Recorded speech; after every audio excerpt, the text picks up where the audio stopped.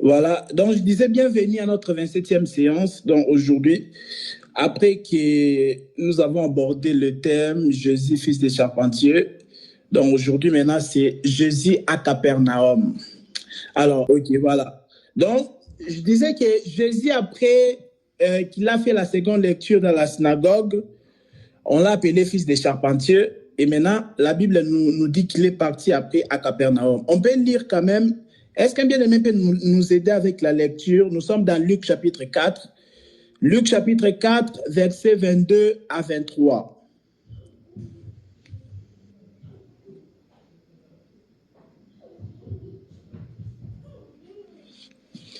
Luc chapitre 4, versets 22 à 23. Celui qui est prêt ou prête peut nous aider pour la lecture.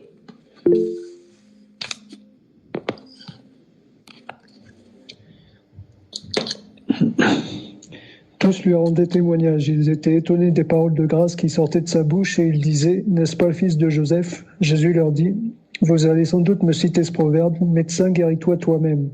Et vous me direz « Fais ici, dans ta patrie, tout ce que nous avons appris, tu as fait à Capernaum. » Il leur dit encore « Je vous le dis en vérité, aucun prophète n'est bien accueilli dans sa patrie. » Amen. Merci, frère Joachim. Donc là, vous avez vu que Jésus, après sa seconde lecture dans la synagogue, il a dit que l'Esprit du Seigneur est sur moi, car il m'a oint pour. Voilà, on avait déjà expliqué tout cela. Et maintenant, ils ne vont pas croire à cela. Les habitants de Nazareth, ils ne vont pas croire à la lecture que Jésus avait faite. Pourquoi? Parce que dans Luc chapitre 4, à partir du verset 18, Jésus fait la lecture de ce que Ésaïe, le prophète, avait annoncé. Voilà. Maintenant, Jésus fait cette lecture-là. L'Esprit du Seigneur est sur moi, car il m'a oint pour annoncer une bonne nouvelle aux pauvres. Il m'a oint pour guérir ceux qui ont le cœur brisé. Il m'a oint pour proclamer la liberté aux prisonniers, tout ça. Il m'a oint pour délivrer les captifs, tout ça. Il m'a oint pour publier une année de grâce. Mais maintenant, après avoir lu cela, Jésus dit maintenant, aujourd'hui, cette écriture s'accomplit. Jésus a dit quoi? Que c'est lui l'accomplissement de ce que Ésaïe, le prophète, avait annoncé. Suite à cela, ils étaient vraiment étonnés parce que, comme vous le savez, Jésus a grandi à Nazareth et les habitants de Nazareth, ils ont dit non, nous, on l'a vu grandir et du jour au lendemain, il se permet de dire que c'est qu'Ésaïe, le prophète, parce que Ésaïe, c'était un grand prophète. Ils étaient vraiment étonnés. Ils se sont dit que Ésaïe, le grand prophète, a annoncé ces choses-là. Maintenant, lui, cet homme ici qui a grandi à Nazareth, il se permet de dire qu'il est l'accomplissement de ce que Ésaïe, le grand prophète, avait dit. Et maintenant, le verset 22, on voit que Jésus l'a dit, ok, donc ils n'ont pas crié en fait en Jésus. Jésus, après avoir fait cette lecture-là, ils ont douté de lui. Ils ont commencé à dire, n'est-ce pas le fils de Joseph, le charpentier? N'est-ce pas le fils des charpentiers? Et donc voilà, ça on l'avait aussi expliqué. Et maintenant, le verset 23, Jésus reprend la parole pour dire que sans doute, ô habitants de Nazareth, sachez que vous m'appliquerez cette phrase ici en disant que médecin, guéris-toi toi-même. Bon, ça, c'était maintenant la croix qu'on avait dit ça. Médecin, guéris-toi toi-même. Tu as guéri les autres. Maintenant, guéris-toi toi-même. Et il a dit aussi que vous allez me dire que fais ici dans ta patrie tout ce que nous avons appris que tu as fait à Capernaum. Répète ça, s'il te plaît. Le verset 23, là. Frère Joachim.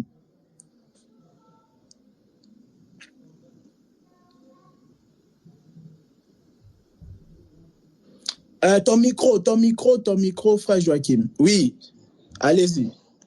Jésus leur dit, vous allez sans doute me citer ce proverbe, médecin, guéris-toi toi-même, mais vous me direz, fais ici dans ta patrie tout ce que nous avons appris, tu as fait à Capernaum.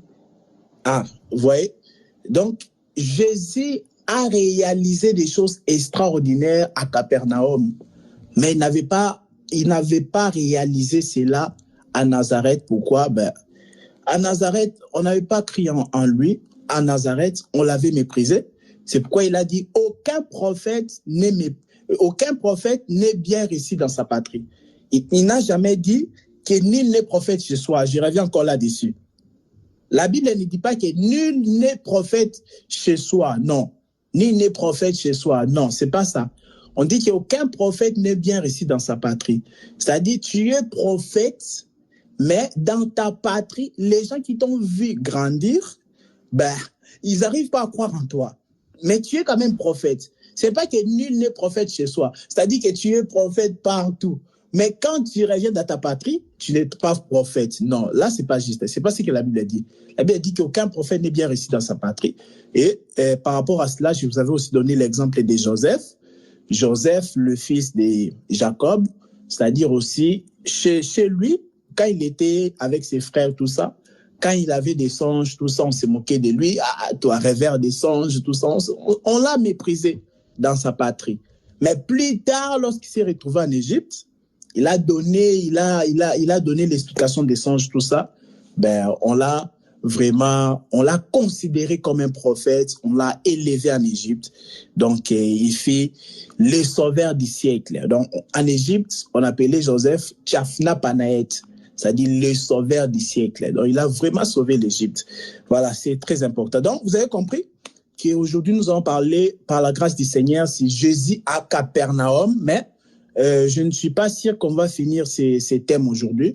On essaie aussi de ne pas déborder avec les temps, de respecter aussi les temps, parce que les horaires, c'est 18h pile à 19h30.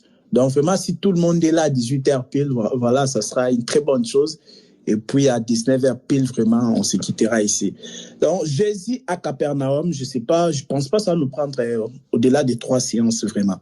Il faut d'abord comprendre Capernaum, comme vous le savez, que Capernaum, c'était un ancien village de pêcheurs. Hein? Les pêcheurs, c'est-à-dire ceux qui pêchent des poissons, tout ça.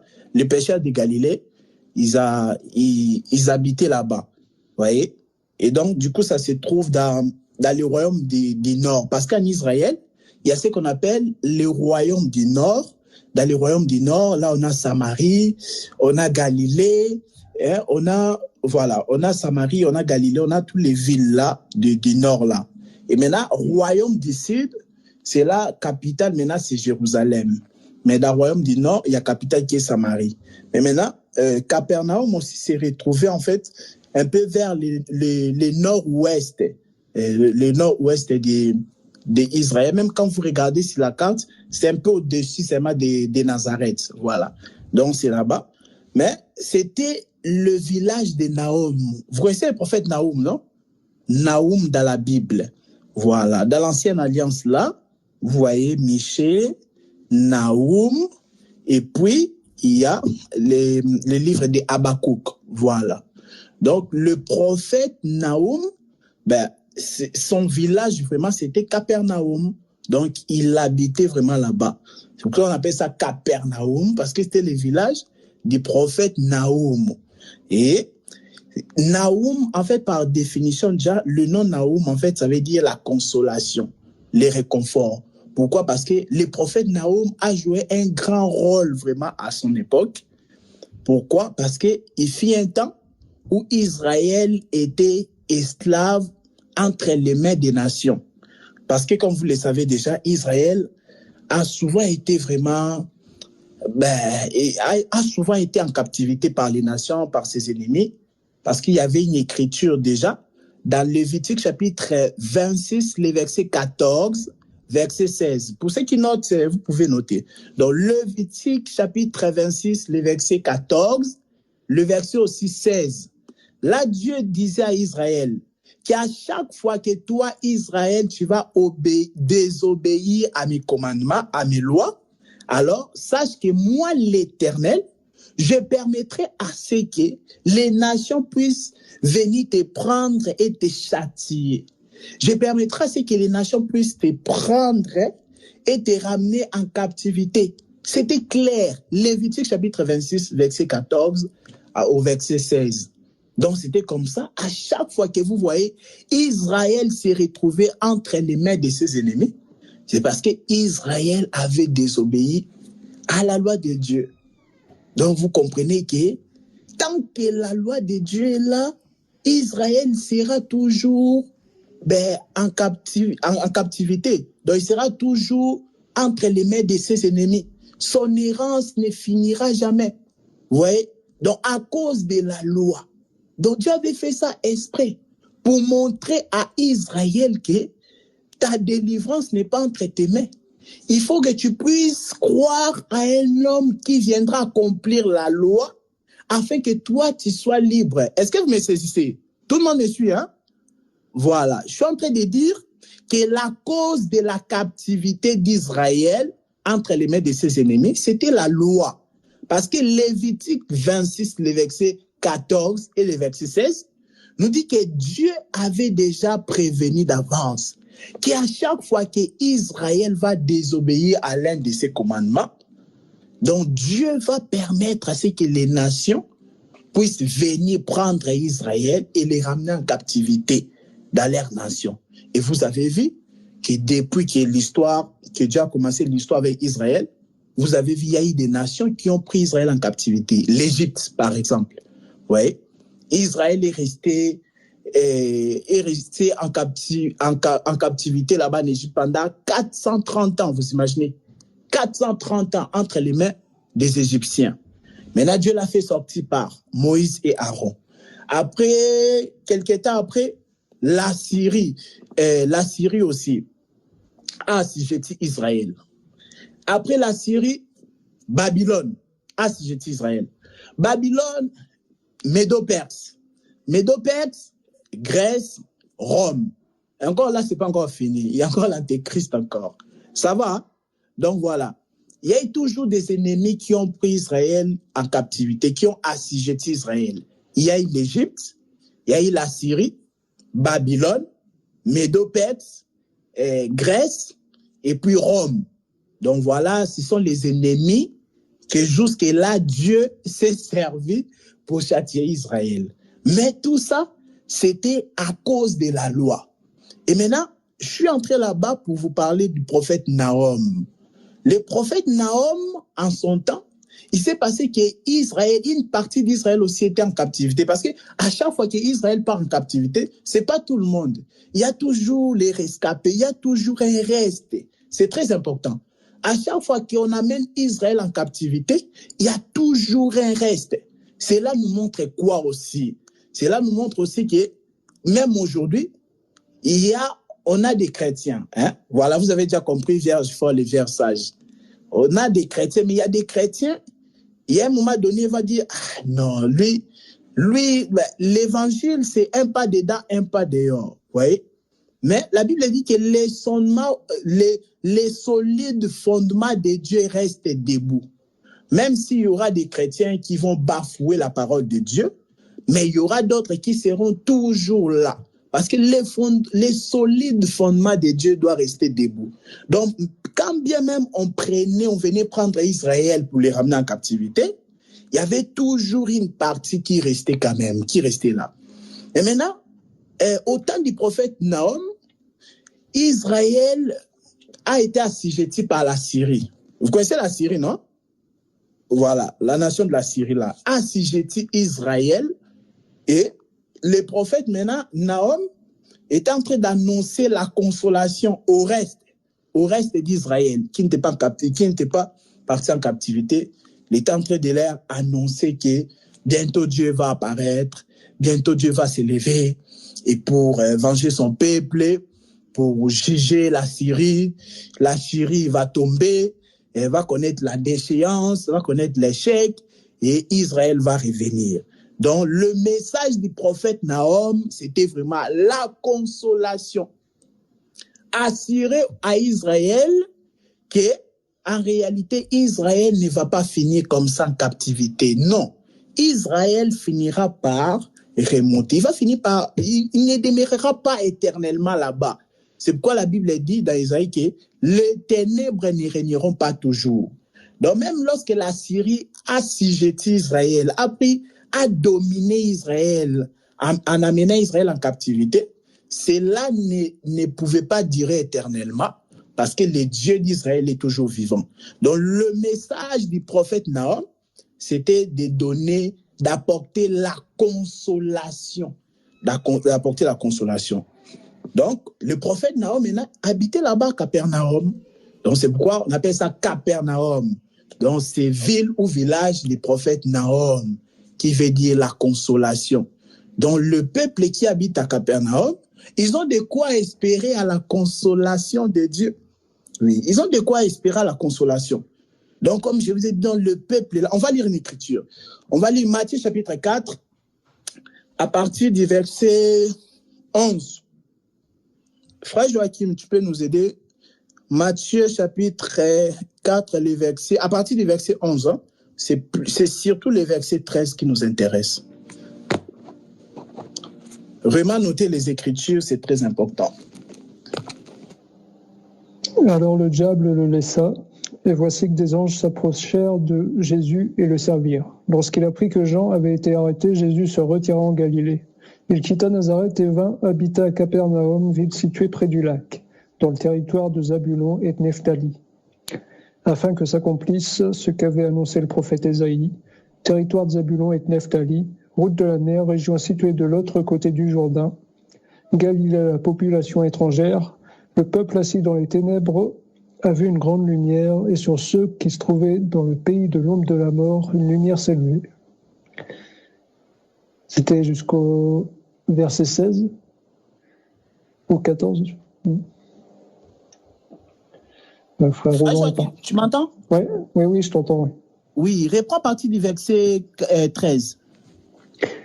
13. Il quitta Nazareth et vint habiter à Capernaum, ville située près du lac, dans le territoire de Zabulon et de Nephtali, afin que s'accomplisse ce qu'avait annoncé le prophète Ésaïe, territoire de Zabulon et de Nephtali, route de la mer, région située de l'autre côté du Jourdain, Galilée à la population étrangère, le peuple assis dans les ténèbres a vu une grande lumière, et sur ceux qui se trouvaient dans le pays de l'ombre de la mort, une lumière s'est levée.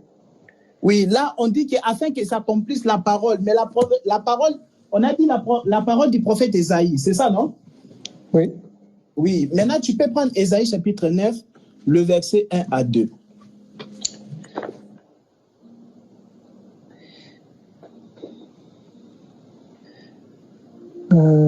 Le peuple qui marchait dans les ténèbres a vu une grande lumière. Sur ceux qui habitaient le pays de l'ombre de la mort, une lumière a brillé. Faites-moi voilà. Le verset commence au chapitre 8, verset 23. Oui, dans ta Bible, d'accord. Vas-y, frère. Oui, jusqu'à Ésaïe 9, verset 2. Ok. Toutefois, les ténèbres ne régneront pas toujours sur la terre, où il y a maintenant des angoisses. Si les temps passés ont couvert de mépris le territoire de Zabulon et de Nephtali, les temps à venir couvriront de gloire la région voisine de la mer, la région située de l'autre côté du Jourdain, la Galilée à la population étrangère. Voilà, on fait ça. Bon, je ne sais pas si tout le monde a suivi la lecture, mais là, on est en train d'annoncer quelque chose de très important. Nous sommes dans Matthieu chapitre 4, verset 13. Bon, verset même 12, là on expliquait, Jésus ayant appris que Jean avait été livré, s'est retiré dans la Galilée, quitta Nazareth. Vous voyez? Donc quand Jésus quitte Nazareth, c'est pour aller à Capernaum. Nous sommes dans Matthieu chapitre 4, le verset 13. Ça va? Est-ce que tout le monde nous suit là? Ça va? Voilà. Donc nous sommes dans Matthieu chapitre 4, le verset 13. On dit que lorsque Jésus se retira dans la Galilée, il quitta Nazareth et vint demeurer à Capernaum. Pourquoi Nazareth? Parce qu'à Nazareth, on n'avait pas cru en lui. On l'a méprisé. Jésus a grandi à Nazareth. Il est né à Bethléem, mais il a grandi à Nazareth. Mais lorsqu'il avait fait la lecture là, qu'il est la délivrance, il est la solution de ce qu'Ésaïe le prophète avait dit. Le peuple, les habitants de Nazareth, ils lui ont méprisé. Il a dit qu'un prophète n'est pas bien reçu dans sa propre patrie. Et il a dit, n'oubliez pas, ô habitants de Nazareth, un jour vous allez réclamer en disant que faites aussi à Nazareth ce que nous avons entendu que tu as fait à Capernaum. Donc, lorsqu'on n'a pas cru en Jésus à Nazareth, il va maintenant aller démontrer sa puissance ailleurs à Capernaum. Très important. Donc, parce qu'il doit briller. Il est la lumière. Dans tous les cas, il doit briller. Voilà. Maintenant, on dit quoi? Lorsqu'il a quitté Nazareth, nous sommes dans le verset 13 déjà, de Matthieu chapitre 4, on dit va demeurer à Capernaum. Souligner ceci, on dit situé. On dit Capernaum, c'est situé près de la mer. On dit dans les territoires des Zabulon et Nephtali. Soulignez cela. Donc, Capernaum, c'est situé dans les territoires des Zabulon et Nephtali. Zabulon et Nephtali, c'était les fils de Jacob. On va arriver là. On dit quoi? Afin que s'accomplisse ce qui a été annoncé par Ésaïe, le prophète, le peuple des Zabulon et Nephtali, de la contrée voisine de la mer, du pays au-delà du Jourdain, voilà, des gentils, tout ça, on dit assis dans les ténèbres. Ils étaient pendant longtemps assis dans les ténèbres, a vu une grande lumière. Et sur ceux qui étaient assis dans la région de l'ombre et de la mort, la lumière s'est levée. Donc, comprenez que le peuple de Capernaum, ils ont vécu longtemps dans les ténèbres. Et Jésus maintenant est venu pour donner la solution. N'oubliez pas que Capernaum, comme je l'ai dit tout à l'heure, ça veut dire c'est une ville de consolation, une ville de réconfort. Donc, c'est-à-dire que tellement les gens ils sont dans les ténèbres. Mais vu qu'ils habitent dans Capernaum, ils ont de quoi espérer qu'un jour, Dieu viendra pour les éclairer. Parce que Ésaïe dit que les ténèbres ne régneront pas toujours. Donc, de même que le prophète Nahum, en son temps, il a consolé les gens qui étaient dans les ténèbres. Parce qu'on a amené une grande partie d'Israël en captivité. Le reste qui était resté là, ils étaient en deuil. En d'autres termes, ils étaient restés dans les ténèbres. Et ils étaient déprimés. Ils étaient dans les ténèbres. Ils avaient aussi peur que la Syrie va encore, vraiment, elle va nous raser tous, quoi. Mais maintenant, Nahum est venu pour leur apporter la consolation. Donc, vous comprenez que Nahum, là, c'était le Seigneur Jésus-Christ. Parce que la Bible dit quoi? Que les prophètes ont prophétisé jusqu'à Jean. Est-ce qu'on peut lire ça? Matthieu chapitre 11, verset 13, il est dit quoi? Matthieu 11, verset 13. Donc, c'est juste, là, on est en train d'introduire concernant notre thème, Jésus à Capernaum. Matthieu 11, le verset 13, il est dit quoi? En effet, tous les prophètes et la loi ont prophétisé jusqu'à Jean. Voilà. Donc, tous les prophètes et la loi ont prophétisé jusqu'à Jean. Jean, là, c'est Jean-Baptiste. Très important. C'est Jean-Baptiste. Donc, les prophètes, quand vous lisez la Bible là, donc les mouvements des prophètes, les gestes des prophètes, tout ça, donc c'était une prophétie. La vie des prophètes de l'Ancienne Alliance, c'était toute une prophétie. Mais ils annonçaient cela, c'est parce que l'accomplissement était en Jésus. Matthieu chapitre 5, le verset 17. Jésus dit quoi? Il dit quoi? Je ne suis pas venu abolir. Il y a une question là, les élus en marche. Ah, c'était une erreur, ok. Matthieu chapitre 5, verset 17. Jésus dit que je ne suis pas venu abolir la loi ni ou les prophètes, mais je suis venu l'accomplir. Ah. Donc la loi et les prophètes, ils avaient annoncé des choses, mais c'est Jésus qui devait accomplir cela ou réaliser cela. Donc, quand vous voyez les prophètes de l'Ancienne Alliance, vous voyez les David, vous voyez les Salomon, vous voyez les Job, vous voyez tous ces prophètes-là, leur vie attestait d'avance soit la souffrance, soit la gloire de Christ. Donc, la vie des prophètes de l'Ancienne Alliance était toute une prédication. Frère Joachim, prends encore Ésaïe. Ésaïe chapitre 8, verset 18, il est dit quoi? Ésaïe chapitre 8, verset 18. Pour comprendre ce que Jésus a fait par rapport au prophète Nahum. Ésaïe 8, verset 18, il est dit quoi? Me voici, moi et les enfants que l'Éternel m'a donnés. Nous servons de signe et de présage en Israël de la part de l'Éternel, le Maître de l'univers, qui réside sur le mont Sion. Voilà. Ésaïe dit que moi et les enfants que l'Éternel m'a donnés, nous sommes un signe et présage pour l'Éternel. Donc les prophètes de l'Ancienne Alliance étaient les signes. Ils étaient les signes. Ils étaient en train d'annoncer un message. Mais le message là demeurait encore dans l'ombre. Le message là n'était pas dans la clarté. C'est pourquoi maintenant la Bible dit quoi dans Matthieu? La Bible dit quoi? On n'allume pas une lampe pour les mettre en dessous du buisson, oui. Donc, on n'allume pas une lampe pour les mettre en dessous de la table.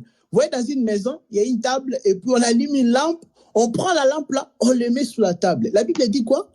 Que ça n'éclairera pas toute la maison. Mais lorsqu'on allume une lampe, on le met sur les chandeliers afin que toute la maison soit éclairée. Voilà. Les prophètes de l'Ancienne Alliance, c'était aussi une lampe. Mais une lampe qui était mise sous la table. Ils ne pouvaient pas éclairer le monde entier.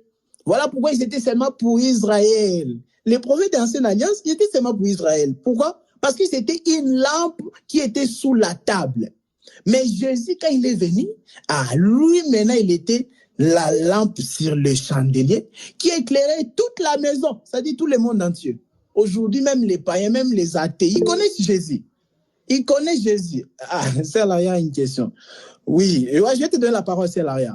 Donc, aujourd'hui, tout le monde a déjà entendu parler de Jésus, même athée ou païen ou pas païen, parce que d'ailleurs, Jésus est devenu la référence du temps. Si aujourd'hui, on dit qu'on est en 2024, c'est parce qu'on suppose qu'en l'an 0, que Jésus était né. Bon, ça aussi, on en parlera un jour pour vous donner encore quelques précisions. Donc, si on dit qu'aujourd'hui, on est en 2024, c'est parce qu'on suppose que c'est l'an 0, c'était la naissance de Jésus. Donc, Jésus est devenu la référence même du temps. Donc, c'est vraiment lui la lampe qui a été mise sur les chandeliers afin que toute la maison soit éclairée. Donc, le prophétie, les messages des prophètes de l'Ancienne Alliance, c'était aussi une lumière parce qu'ils annonçaient Christ. Mais ils n'annonçaient pas Christ dans la clarté, non. Ils annonçaient Christ dans l'ombre. C'était la lampe qui était sous la table. Mais Christ, lorsqu'il est venu, il a dit que non, moi, vraiment, je suis l'accomplissement de Jonas.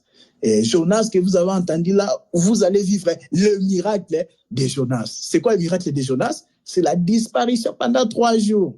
Et c'est ça, je vais disparaître, je vais mourir, mais pour vous donner le salut. Parce que Jonas, après sa disparition de 3 jours et 3 nuits, quand il va apparaître, c'est pour donner le salut au peuple de Ninive.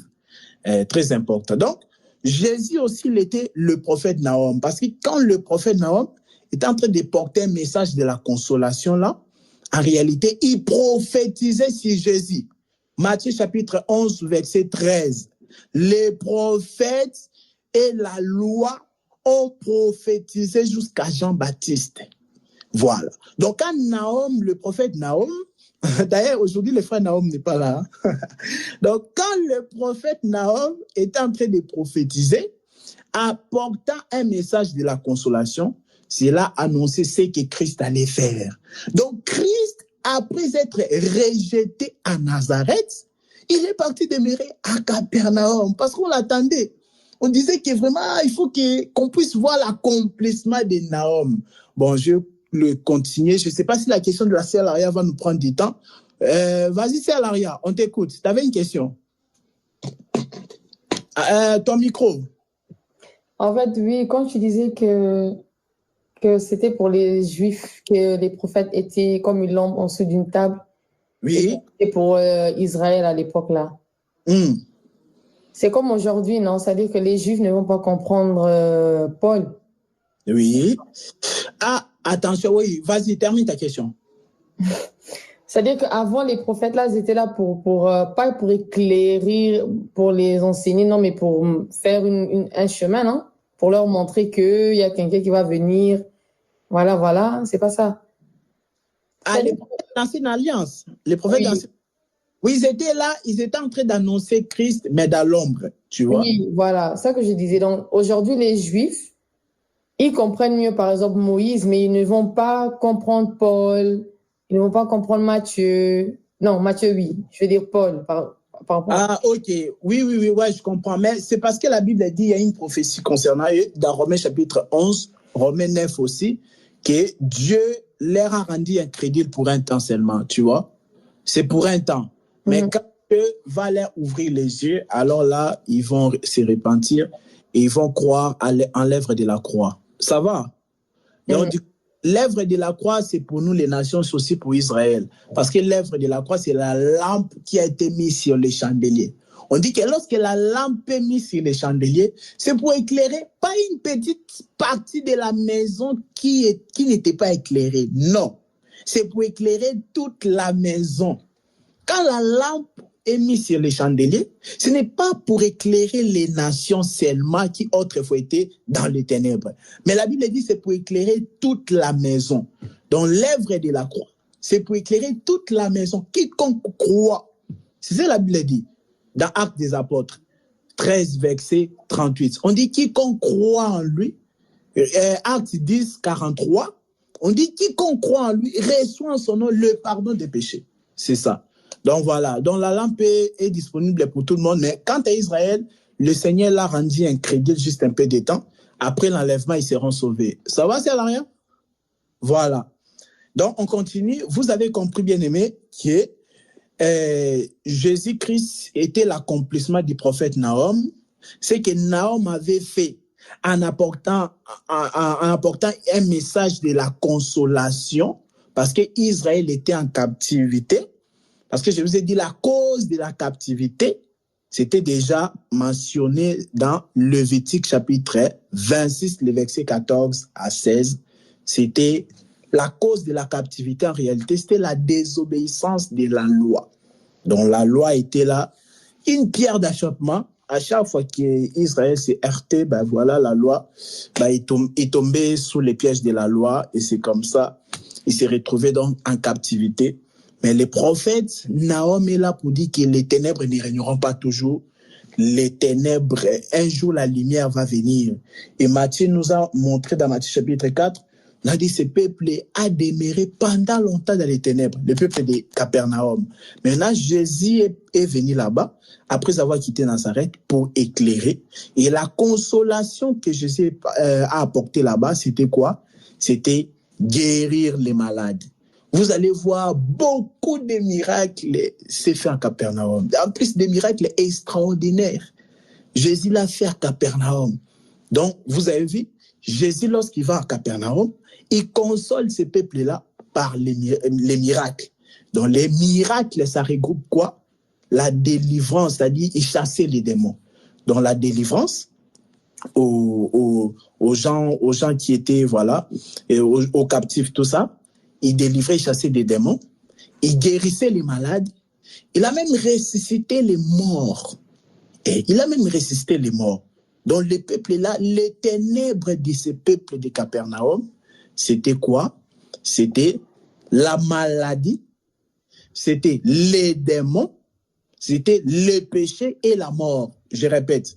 La Bible dit que pendant longtemps, le peuple de Capernaum ont demeuré dans les ténèbres. Et les ténèbres, là, c'était quoi? C'était la maladie, c'était les démons, c'était le péché, et c'était aussi la mort. Parce que, comme je vous ai dit, dans Capernaum, Jésus a guéri les malades. Dans Capernaum, Jésus a chassé les démons. Dans Capernaum, Jésus a ressuscité les morts. Dans Capernaum, Jésus a pardonné les péchés. Vous savez que Jésus a pardonné les péchés quand il était encore vivant. Je ne sais pas si vous le savez. Jésus pardonnait les péchés. Chose qu'aucun prophète ne l'avait fait. C'est pourquoi on montre que Jésus est Dieu. Parce qu'aucun prophète, a commencé par, je ne sais pas, par Adam jusqu'à Jean-Baptiste. A commencé par Adam jusqu'à Jean-Baptiste, il n'y a aucun prophète qui pouvait dire que tes péchés soient pardonnés. Mais Matthieu, on va vérifier cela. C'est écrit. Frère Joachim, prenons ça. Matthieu chapitre 9, à partir du premier verset. Bon, quand vous lisez les chapitres 8, si vous comprenez, c'était à Capernaum. Voilà, donc on ne va pas trop perdre du temps pour la lecture, mais on prend juste Matthieu chapitre 9. Le verset 1, il est dit quoi, frère Joachim? Jésus monta dans une barque, traversa le lac et se rendit dans sa ville. Des personnes lui amenèrent un paralysé couché sur une civière. Voyant leur foi, Jésus dit au paralysé, « Prends courage, mon enfant, tes péchés te sont pardonnés. » Pardonnés. Oui, vas-y, continue. Alors quelques spécialistes de la loi se dirent en eux-mêmes, « Cet homme blasphème. » Mais Jésus connaissait leurs pensées. Oui. Il dit, « Pourquoi avez-vous de mauvaises pensées en vous-même ? En effet, qu'est-ce qui est le plus facile à dire ? Tes péchés te sont pardonnés ou lève-toi et marche. » Afin que vous sachiez que le... Oui, vas-y, continue. Les derniers versets là. Afin que vous sachiez que le Fils de l'homme a sur la terre le pouvoir de pardonner les péchés, lève-toi, dit-il alors au paralysé, prends ta civière et retourne chez toi. L'homme se leva et rentra chez lui. Oui, on peut s'arrêter là. Vous voyez? Donc, il y a un homme paralytique et Jésus l'a compris. Ah, la véritable maladie, c'est d'abord le péché. Et on m'entend, hein? Est-ce que tout le monde me suit là? Nous sommes ensemble, hein? Voilà. Cet homme-là, le paralytique, là, était malade, mais Jésus a compris que la véritable maladie, c'est quoi? C'est le péché. Il dit quoi? Il dit que tes péchés sont pardonnés. Vous imaginez vraiment? Je vous ai dit, chose qu'aucun prophète n'avait fait. Et quand il fait ça aux yeux des Juifs, ils disent que tu es en train de blasphémer. Blasphémer dans des propos insultants à l'égard de Dieu. Ce sont des propos insultants à l'égard de Dieu.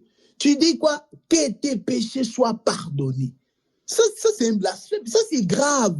Parce que les Juifs, depuis qu'il est né, ils ne connaissent pas un prophète qui pouvait dire, qui a déjà dit que tes péchés soient pardonnés. Non. Aucun prophète n'a ce pouvoir-là.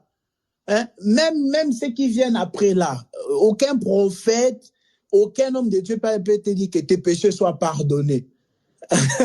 Que tes péchés soient pardonnés. Il passe tellement il est audacieux. Il dit que tes péchés soient pardonnés. Non. Ça, c'est l'apanage de Jésus-Christ. C'est là où on montre aux musulmans que Jésus-Christ est le Dieu véritable. Que tes péchés soient pardonnés. Vous imaginez?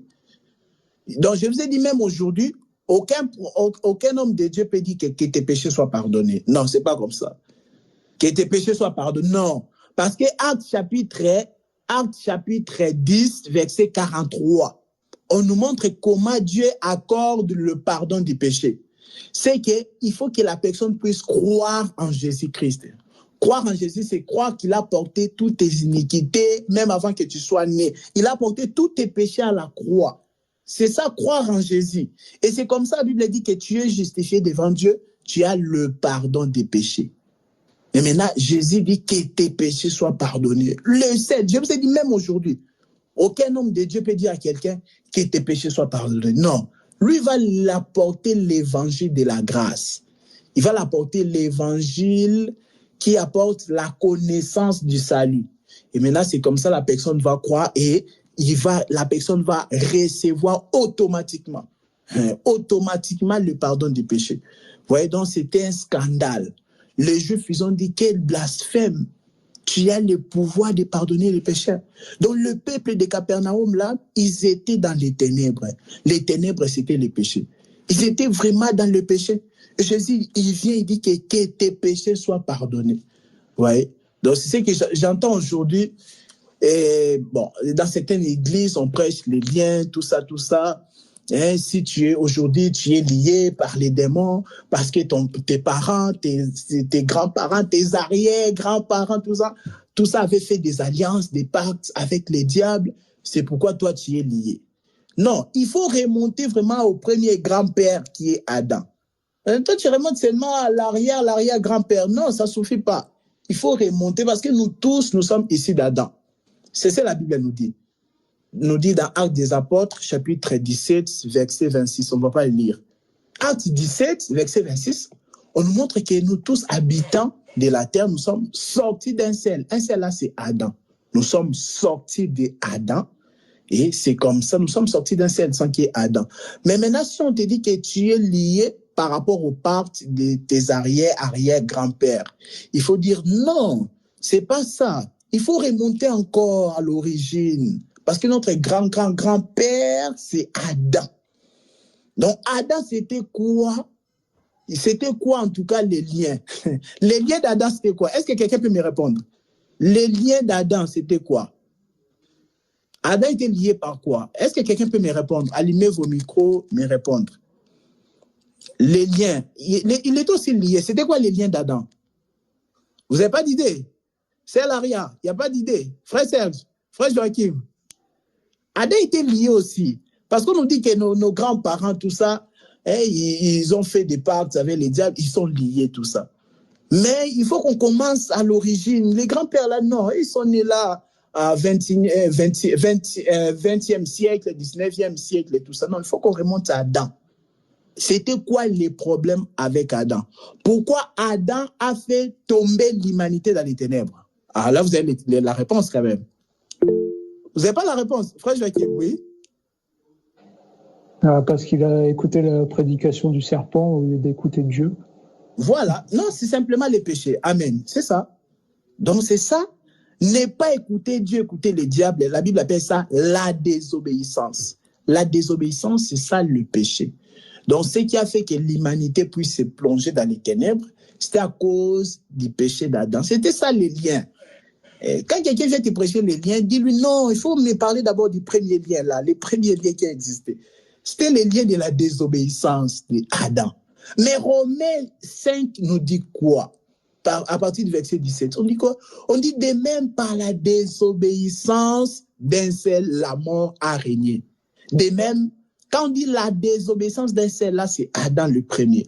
Maintenant qu'on dit par l'obéissance d'un seul, là, c'est le second Adam qui est Jésus. Adam le premier a désobéi, mais Adam le second Adam qui est Christ, lui, il a obéi. Il a obéi à la mort et à la mort de la croix. Et c'est comme ça que nous sommes justifiés. Nous ne sommes plus dans les liens. Si tu étais condamné par les liens d'Adam à cause du péché, à cause de sa désobéissance, mais le second Adam est venu par son obéissance pour te racheter de ces liens-là, pour te libérer de ces liens. Est-ce que ça va? Donc, un enfant de Dieu, celui qui a crié en Jésus-Christ, n'a plus de liens. Parce que les liens les plus forts, ce n'est pas les liens de ton arrière-grand-père. Non! Les liens les plus forts, c'était les liens d'Adam.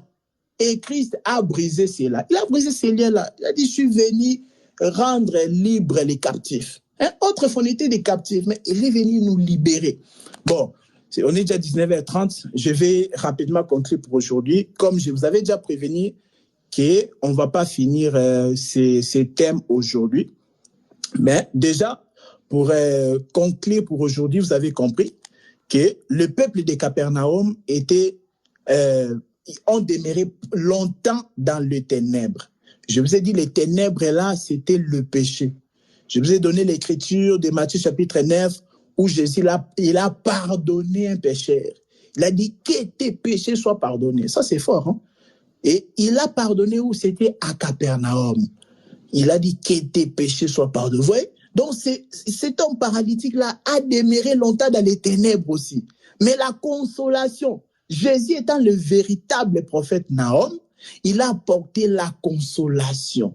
La consolation par rapport au problème du péché, c'est quoi? C'est le pardon. Vous vous rappelez qu'on a parlé du pardon ici du péché. On a passé beaucoup de séances là-dessus. Donc, la solution face au péché, c'est le pardon.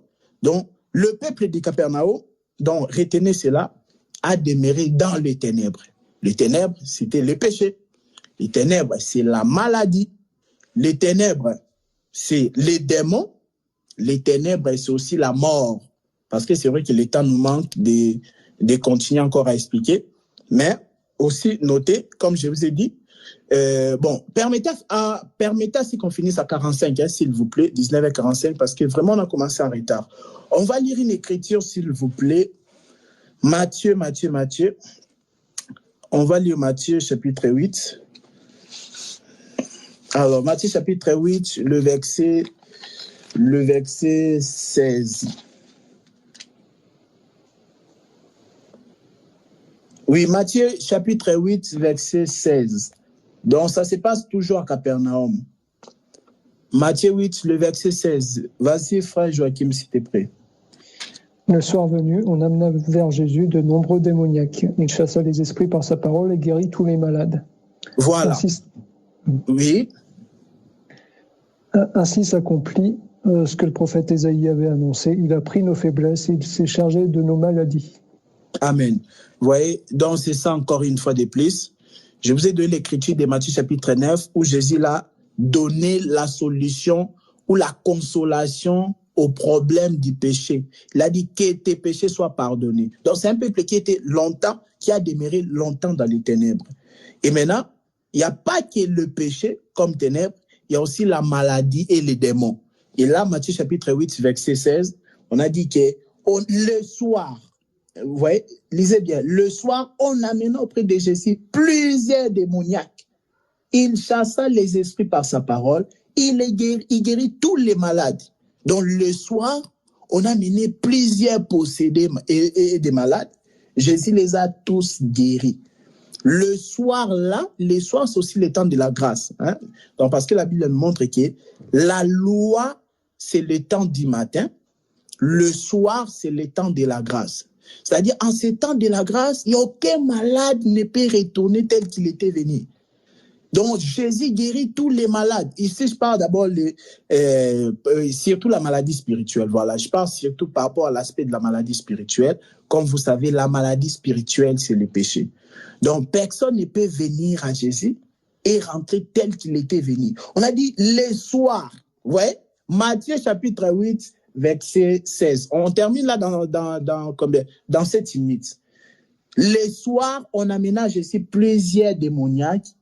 Il chassa les esprits par sa parole et guérit tous les malades. Il a guéri tous les malades. Donc, il n'y a aucun malade qui peut retourner tel qu'il était venu. Non, nous sommes au temps du soir. Parce que la loi est venue le matin. Moïse, le prophète, a inauguré l'ancienne alliance, c'était le matin. Lorsqu'on lit Exode chapitre 24, verset 4, verset 8. On voit que là, c'était le matin. Physiquement, comme ça, c'était mal le matin, quand Moïse a inauguré l'ancienne alliance. Or, la nouvelle alliance a été inaugurée le soir. Vous vous rappelez de la Sainte Seine. Jésus l'a dit, prenez, mangez ceci est mon corps. Buvez, ceci est mon sang. La coupe c'est la coupe de la nouvelle alliance qui a été répandue pour plusieurs, pour la rémission et pour le pardon du péché. Donc, la nouvelle alliance a été inaugurée le soir. Et même quand vous lisez la Bible, vous voyez que les jours-là, à la croix, la Bible dit quand Jésus était pendu au bois, voilà, à la croix, tout ça, les jours de sa crucifixion, la Bible dit il est ténèbres de 12 heures jusqu'à 15 heures. La Bible dit de la 6e heure jusqu'à la 9e heure, c'est-à-dire de 12 heures jusqu'à 15 heures. Pendant 3 heures, il y a eu des ténèbres. Vous imaginez? Pendant 3 heures, hein, on reviendra encore prochainement. Donc, je pense que vous avez déjà eu l'idée. Pourquoi seulement pendant 3 heures? Donc, quand on a le jour de la crucifixion de Jésus, quand il était cloué à la croix, la Bible dit, on était en plein jour comme ça. Il était midi. Il était même midi. Mais la Bible dit qu'il y a des ténèbres. Donc, midi comme ça. Donc, il y a des ténèbres de midi jusqu'à 15 heures. Pendant 3 heures. Vous imaginez ça? Voilà. Bon, c'est aussi en quelque sorte le soir. Donc, la grâce, c'est vraiment le temps du soir. Et pendant ce temps du soir-là, Jésus est en train d'apporter la consolation par aussi la guérison. Donc, vous avez vu, il a pardonné les péchés, il a guéri les malades, et aussi il a ressuscité un mort. Bon, je pense qu'on commencera là la prochaine fois par rapport à la résurrection de la fille de Jairus. Parce que la fille de Jairus qui était le chef de la synagogue, sa fille de 12 ans est morte. Et Jésus, et on a fait appel à Jésus, et Jésus l'a guéri. Bon, vraiment, on va détailler ça prochainement. Mais vous voyez déjà les choses que Jésus a fait à Capernaum. Les choses qu'il n'avait pas fait à Nazareth. À Nazareth, il a simplement expliqué. Oui, je te donnerai la parole, c'est l'arrière. À Nazareth, Jésus l'a simplement expliqué que je suis l'accomplissement de ce qu'Isaïe le prophète avait annoncé. On l'a méprisé. Mais après, il est parti à Capernaum faire quoi? Donner la consolation. Là, c'était des choses palpables. Ce n'était plus la lecture, l'Esprit du Seigneur. Ouais, non, ce n'était plus des paroles. Là, c'était des actes. Voilà pourquoi après la résurrection de Jésus, les disciples sur le chemin d'Emmaüs, Cléopas et son compagnon, ils ont dit quoi? Jésus, c'était un homme puissant. Et on dit qu'il était homme puissant en parole et en acte. Homme puissant en parole et en acte. Ça dit quand lui il enseigne bien, il prêche bien. Mais quand si tu viens dans les domaines des miracles, il est là pour opérer des miracles. Donc, homme puissant en parole, il enseigne, il annonce l'évangile. Et homme puissant en acte, c'est ce qu'il a fait à Capernaum. Et il a fait à Capernaum, il a guéri, il a dit qu'il a pardonné les pécheurs. il a chassé les démoniaques, il a guéri les malades, il a même ressuscité des morts, la fille de Jairus. Vraiment, elle était morte. La Bible dit qu'elle était morte, cette fille de 12 ans. Mais Jésus-Christ l'a fait revenir à la vie. Donc voilà, cette ville de Capernaum qui était longtemps dans les ténèbres, mais Jésus est venu comme étant le véritable prophète Nahum. Parce que le prophète Nahum avait seulement annoncé un message de la consolation. Mais le message, ça ne suffit pas. Il faut aussi qu'on voit l'acte. Hein? Il faut l'acte accompagne le message. C'est qu'on dit dans une église. Donc, l'église que tu dois choisir pour aller prier, il faut pas d'abord te concentrer sur les miracles. Non, sinon tu vas te perdre. Parce que Satan aussi fait les miracles. Mais il faut d'abord voir la vraie parole. Si la vraie parole est là. La vraie parole, c'est quoi? C'est l'enseignement de Jésus prêché par les apôtres. Parce que Jésus, avant sa mort, il a prié sur les apôtres. Il a dit, je ne prie pas seulement pour vous. Dans Jean chapitre 17, verset 20, Jésus a fait une prière sur les apôtres. Il a dit, je ne prie pas seulement pour vous, mais pour quiconque qui croira à moi par vos paroles. Donc, ça dit que la parole de Jésus désormais était dans la bouche des apôtres. Donc maintenant, croire en Jésus, la meilleure façon de croire en Jésus, c'est de croire en la prédication des apôtres. Donc c'est comme ça que quelqu'un peut dire que je crois en Jésus. Quand tu dis tu crois en Jésus, c'est-à-dire tu crois à l'évangile que les apôtres ont prêché. Donc aujourd'hui, si tu veux aller dans une église, il faut vérifier si le vrai enseignement est prêché là-bas, c'est-à-dire l'enseignement des apôtres.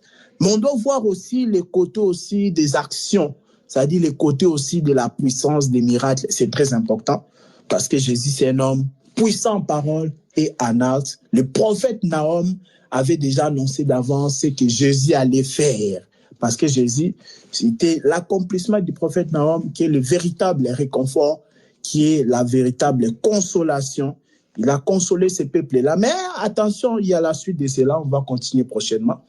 Il a fait beaucoup de choses, mais il s'est passé quoi dans cette ville-là? C'est ce qu'on va voir prochainement. Malgré les choses extraordinaires que Jésus a fait. Mais il y a eu un problème après dans cette ville-là. Bon, c'est ce qu'on va aborder prochainement par la grâce du Seigneur. Mais voilà, je vous avais dit à 45, voilà, il est 19h45. Pour ce soir, j'atterris ici, je m'arrête ici. Voilà, que le Seigneur soit loué. Oui, c'est Laria, tu avais une question. Ton micro, allume ton micro. Bon, c'est pas vraiment une question. Je me disais que la fille là qui avait 12 ans dans la révélation, c'était pas les Juifs, les 12 tribus, entre guillemets, qui se réveillent, pardon. Ah, bon, tu vois, j'ai même pas touché cela, tu vois, j'ai juste évoqué cela. J'ai dit on commencera là la semaine prochaine, d'accord? Okay. Ouais, comme ça, voilà, comme ça on va vraiment parler en long et large, on va détailler cela. C'était dans la ville de Capernaum aussi, qu'elle a ressuscité cette fille de 12 ans. Alors, autre question, Sœur Plamedi, Sœur Francis. Sœur Plamedi, est-ce qu'il y a des questions? Est-ce que tu nous as bien suivis? Je n'ai pas de questions. Ah, ok, d'accord alors, ok. Frère Joachim, ça va? Pas de questions non plus. Ah, ok, c'était clair alors, ok. Sœur Myriel, voilà, bon, ouais, ok. Donc voilà, donc c'est aujourd'hui on a commencé ce thème Jésus à Capernaum. Comment?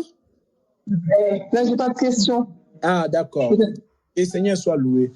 Donc voilà, c'était un peu une grande introduction concernant le thème Jésus à Capernaum. On va le continuer par la grâce du Seigneur et on fera de sorte à ce qu'on ne puisse pas faire passer trop de séances là-dessus. Et après, on doit parler Jésus âgé de 33 ans. Non, après Jésus à Capernaum, on parlera sur les miracles catalogués de Jésus. Parce que Jésus, parmi ces miracles, il y a eu vraiment des miracles qu'on a catalogués, qu'on a classés vraiment. Donc, en ordre, on parlera des miracles catalogués de Jésus. Ensuite, on parlera Jésus âgé de 33 ans. Pourquoi il devait seulement mourir à 33 ans? Pourquoi il devait mourir seulement à 33 ans? Et pas à 35 ans ni 50 ans? Hein? Pourquoi il est mort seulement à 33 ans? Donc, on va aborder cela. Et puis, ce qui s'était passé les jours-là à la croix. Pourquoi, sur la croix, Jésus a prononcé 7 paroles? Parce que les jours de sa crucifixion, Jésus a prononcé 7 paroles. C'est quoi les 7 paroles-là? Et puis, on va expliquer ça par la grâce du Seigneur. Et puis là, ça sera, après, c'est la mort de Jésus, l'ensevelissement, la résurrection. Après, on va entamer notre deuxième module qui est l'origine du christianisme. Vous voyez? Donc, on a commencé ces cours, c'était le 18 mars 2023. Donc, ça fait presque une année, nous sommes toujours dans notre premier grand module. Là, vraiment, c'était un grand module, quoi.